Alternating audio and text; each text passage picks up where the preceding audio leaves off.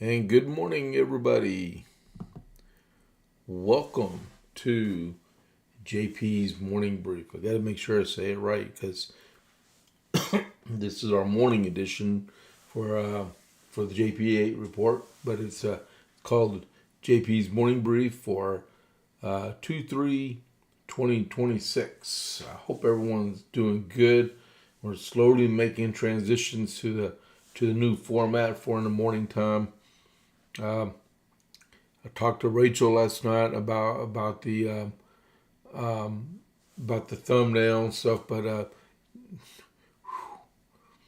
she went to bed early, woke up late. We'll be patient. It's just a podcast, no big deal, right? We'll just say what we need to say and move on out and draw fire.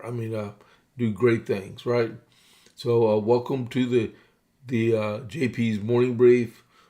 Please follow the podcast, the channel. The channel is called the JP8 Report. I know, and it's going to say that. It's like um, on the channel of the Bongino Report. You got Haley Carnia in there, and you have Vince Connolly's in there. Both of their podcasts in there, but it's the channel is called the Bongino Report. Mine is the JP8 Report. This is the morning brief, and please follow the podcast, right?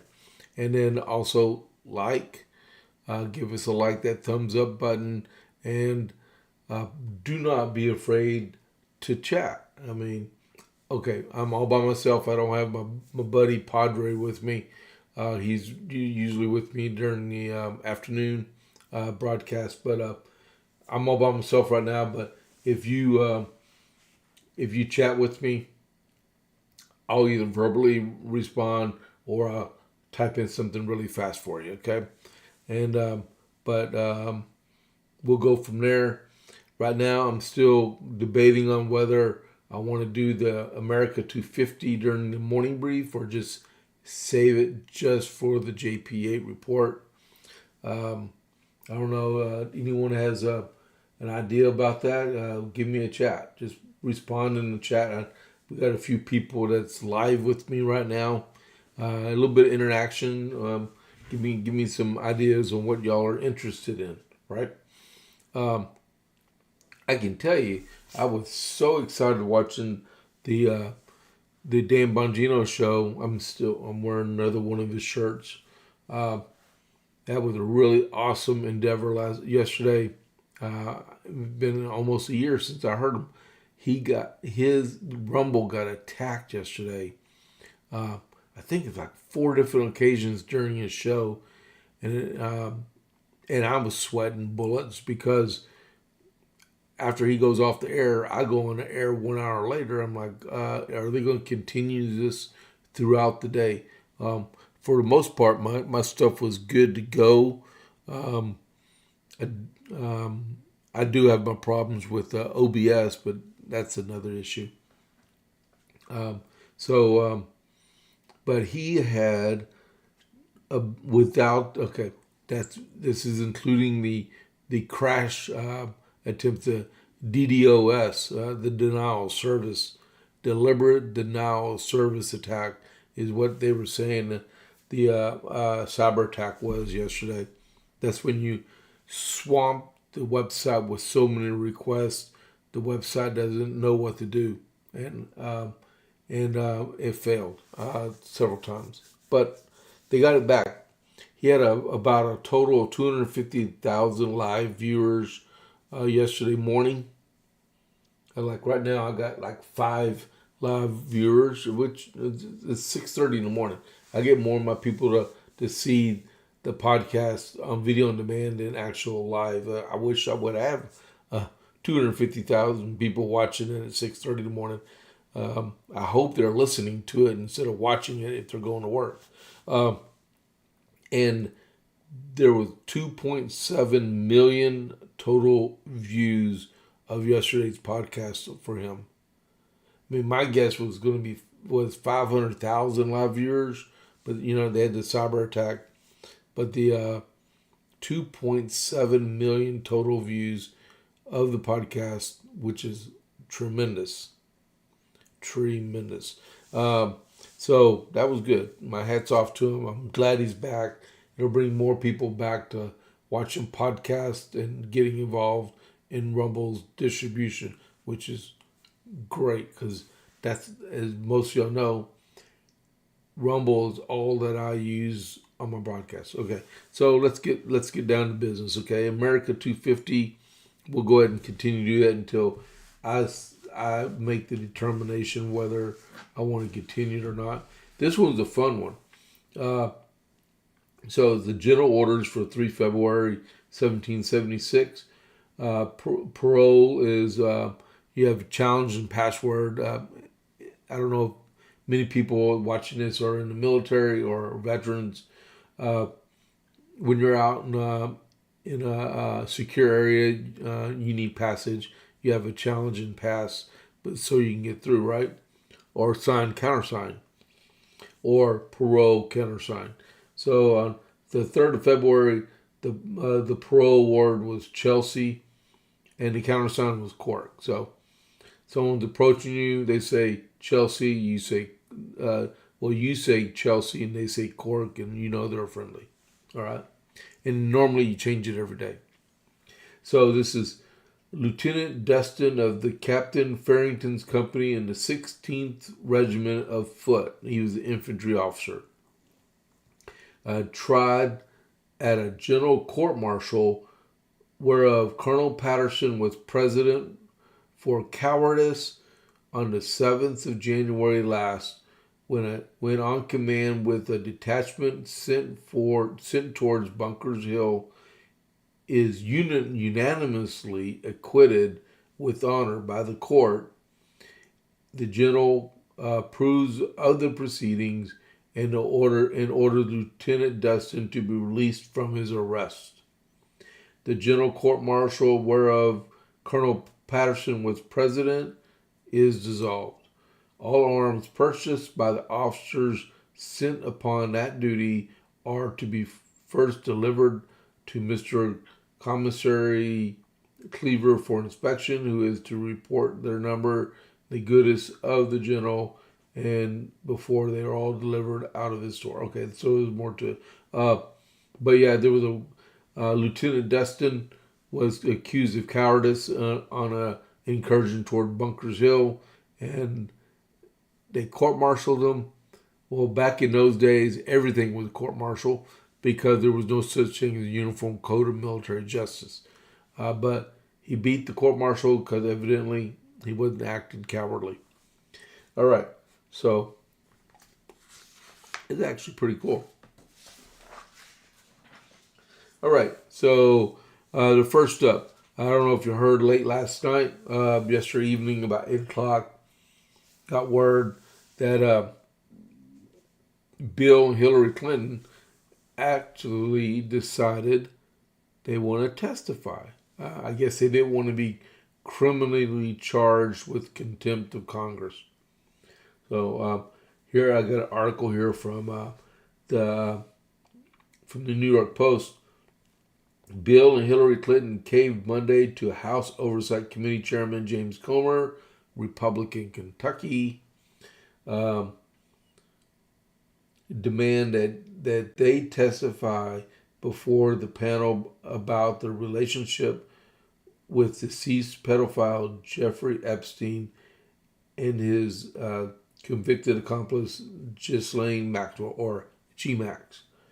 I understand that the Clintons have agreed to appear for depositions and have agreed to the terms that you have laid out in your most recent letter. Representative James Walkinshaw, Democrat, Virginia, revealed during the House Rules Committee hearing that the Comers pushed to force a vote holding the former president and first lady in contempt of Congress. A spokesman for Bill Clinton confirmed the development. They negotiated in good faith. You did not. They told you under oath that what they know, and you don't care. But the former president and the former Secretary of State will be there, Angela Urino, wrote on X. Okay, who is Angela Urena?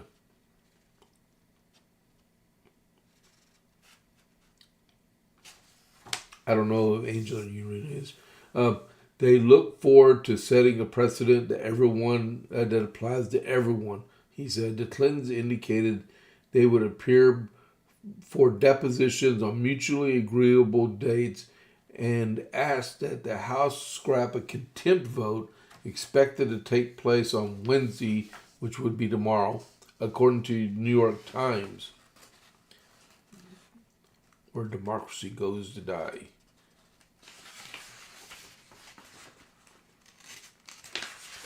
I don't know what it is about this paper. It's sticking together.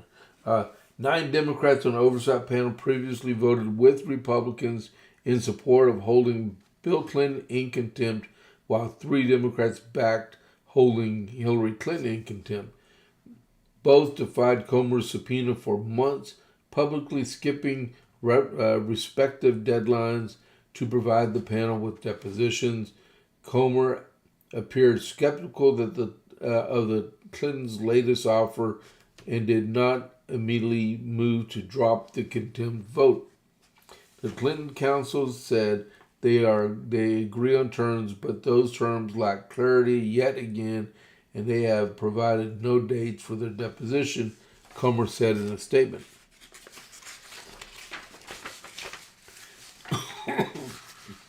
The only reason they have agreed to terms is because the House has moved forward with contempt.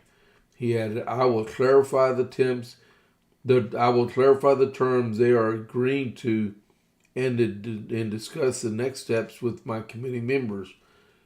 The Clintons could serve up to 1 year, but not less than 1 month if in jail, to be fined $100 and $1,000 if prosecuted, convicted, and sentenced. Earlier Monday, Comer had rejected an offer from the couple proposing a limitation of the scope of President Clinton's testimony and a sworn declaration from the Secretary of State. Didn't he perjure himself during the Monica Lewinsky testimony? Comer argued Clinton's desire for special treatment is both frustrating and an affront to the American people's desire for transparency, and to have the former president testify for only 4 hours, as his lawyer requested, would not be enough time. The Clintons' attorney emailed the new offer while Comer was testifying in the middle of the Rules Committee meeting. The House Rules Committee took a short break after it learned of the new letter to give Comer some time to reassess whether a contempt vote was still necessary. So we'll find out if it's going to be true or not. Does it say a date still? It doesn't have a date on there that you're supposed to actually come in and testify. I don't trust the Clintons not one bit. Not one bit. And then another deal in Congress was that it looks like the shutdown is going to come to an end. The Senate's compromise to end the partial government shutdown survived an important hurdle Monday night, teeing up legislation for a vote on the House of Representatives today. The House Rules Committee, the final gatekeeper before most bills get to a chamber-wide vote, advanced the upper chamber's deal with the White House, with internal discord among Republicans on the panel. But the measure could face issues on the floor during the second procedural hurdle called the rules vote, which needed a simple majority of lawmakers to unlock debate for final. Okay, so this is not saying what I thought it was going to say. President Trump got involved in this and got it worked out. Let me see. Hold on just a second. People, give me a hot second. Where is that tab? There it is.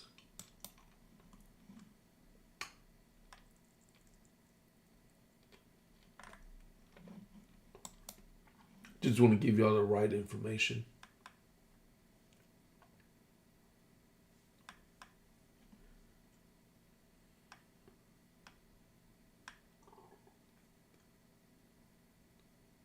Man, where is it? Did it take it down?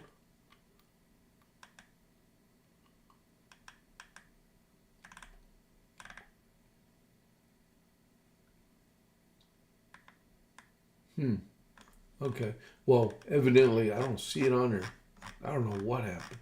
Okay. So the president worked out issues and is supposed to go to the vote today. And the speaker said that uh, the shutdown will be lifted this evening, and that would including, I guess, Congresswoman Luna's push to put the SAVE Act in the bill right now was taken back so they can get these bills pushed and fund the government, and then fight the SAVE Act, fight for the SAVE Act next, which would be a really good idea because we need voter elections reform in our country to make it safe and secure. Remember, easier to vote, harder to cheat. That's what we need, right? Disappointed in that article. Okay. So, what are you looking at? We got 6:46. We're just speeding through all this today. Okay, so we got that done. We got that done. I remember, this is a morning brief, okay? So we're just speeding through some of these articles and stuff. All right, so one thing I wanted to reach out and talk about was, y'all heard the other day that Tulsi Gabbard was in Atlanta when the FBI executed the search warrant to retrieve all those ballots and take them back to Quantico. Well, Brooke Singman with Fox News did an article on what really happened, right? So this is an exclusive just Fox from her, with National Director of National Intelligence Tulsi Gabbard detailed her ongoing election security assessment in a letter to congressional lawmakers on Monday, saying President Trump specifically directed her to be present for the execution of a search warrant in Fulton County, Georgia, last week as part of the probe. Gabbard sent a letter exclusively obtained by Fox News Digital, addressed the Senate Intelligence Committee Vice Chair Mark Warner and House Intelligence Committee Ranking Member Jim Hines.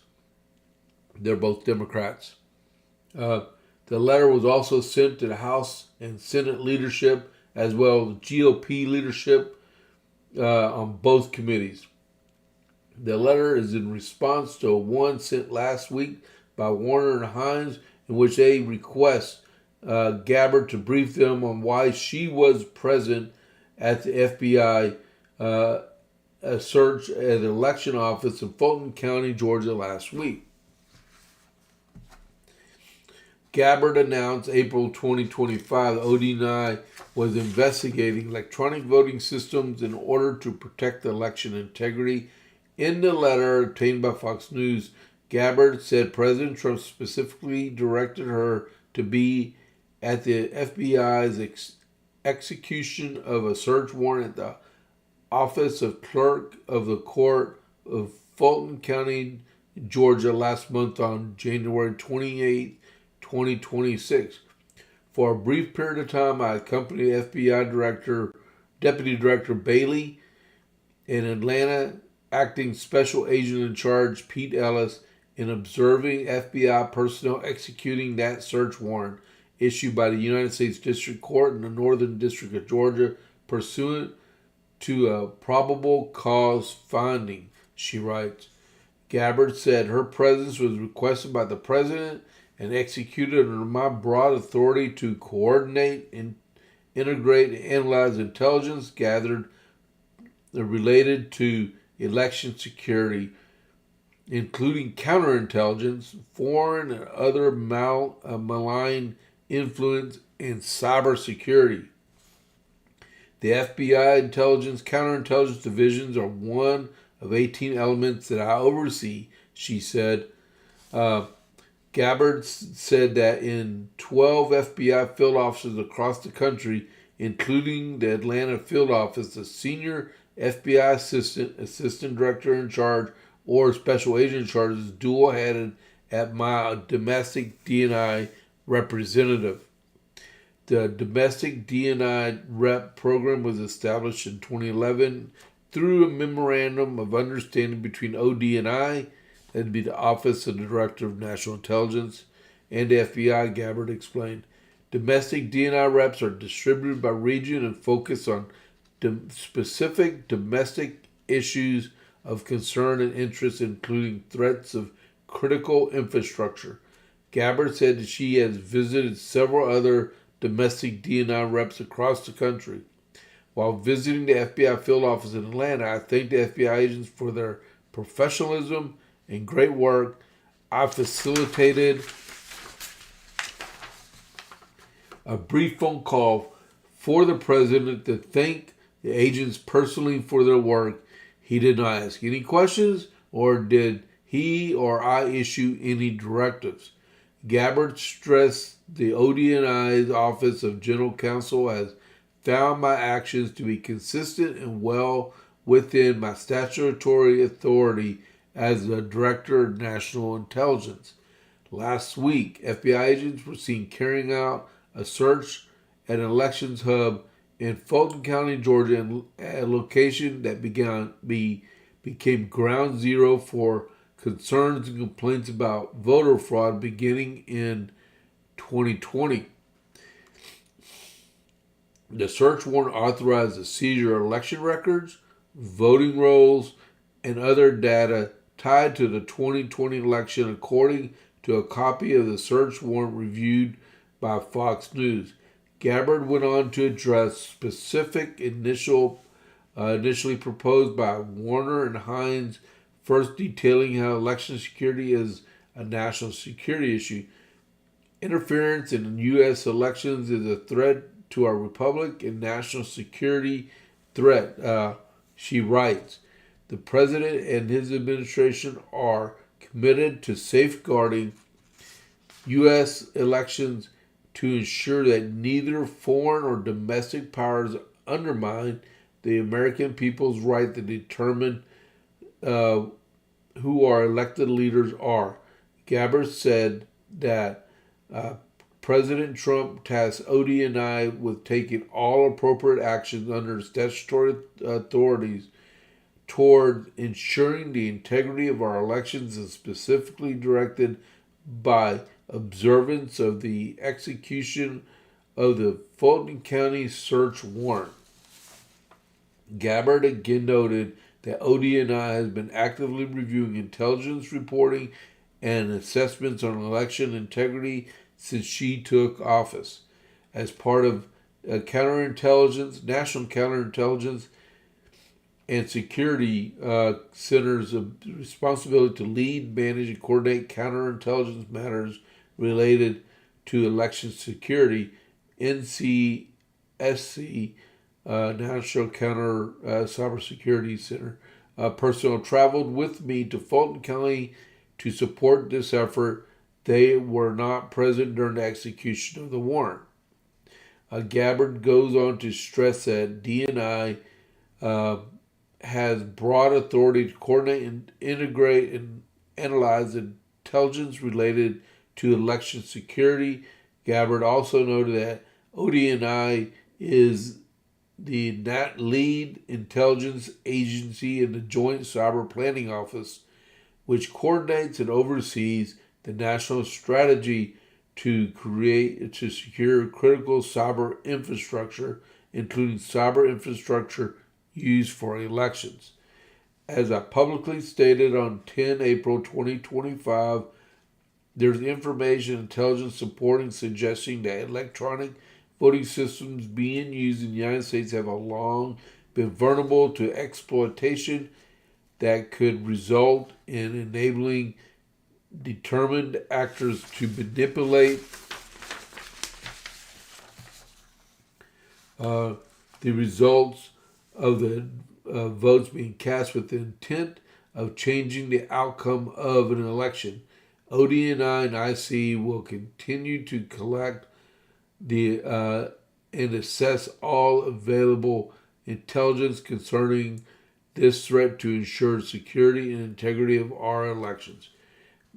So, I did not know that. It's a really good deal that she's part of the national security apparatus. And, our election security and infrastructure is national security, because how can you have properly and duly elected officials and the confidence in that if you have if you're second guessing the people that are collecting the data and transmitting data from polling places. Okay, now we know why she was in Fulton County, right? She's just not a spy or a super spy. She collects data at the direction of the president and according to the law. All right, so we are running out of time again. Hold on, let me see something here. Refresh. There we go. A one man gang here. All right. So when we get done in a couple minutes, I'm going to raid over to Vince. All right. All right. So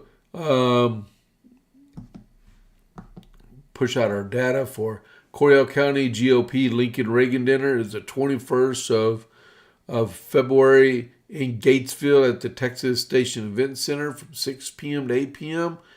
Our keynote speaker is Lieutenant Governor Dan Patrick. You can buy your tickets. Tickets are $100 $60 a person, or $100 per couple, or you can get a table that seats 6 people, right? We have gold, silver, and bronze sponsor tables, and we still have a couple of preferred tables at $600 for 6 people. If you don't want to use the QR code on here, if you look in the show notes, right at the bottom, you'll see a link, and that's for the Lincoln Reagan dinner. That's how you can get your tickets there also. So Lincoln Reagan dinner, 21 February 2026 at 6 p.m. And Lieutenant Governor Dan Patrick's going to be there. All right. So that is about all we're going to have time for. What are we looking at? Oh, we got about a minute. Don't forget also. All right. So there's here in Texas, our early voting starts on the 17th of February. It goes to the 27th of February. And then also the March primary is 3rd of March. Campaign finance reports were due yesterday, I do believe. So hopefully everybody got them submitted that's up for election right now. And then the only other news I have is it came out late last night or this morning. Secretary Noem from Homeland Security directed all ICE agents in Minneapolis to start wearing body cams for security for their job. So everybody knows the real story, what's going on. So people can't make up stories about ICE agents. It's front and center, and they can video everything. All right. So I'm going to go ahead and initiate the raid. I will see y'all at 12 o'clock with the regular JP8 report. Thank you for everyone that's tuned in this morning. And I will see y'all then. The raid is about to happen. Confirm. All right, in 9 seconds. So y'all have a great day. This is James Pierce. I'll catch you on the flip side. I'm out.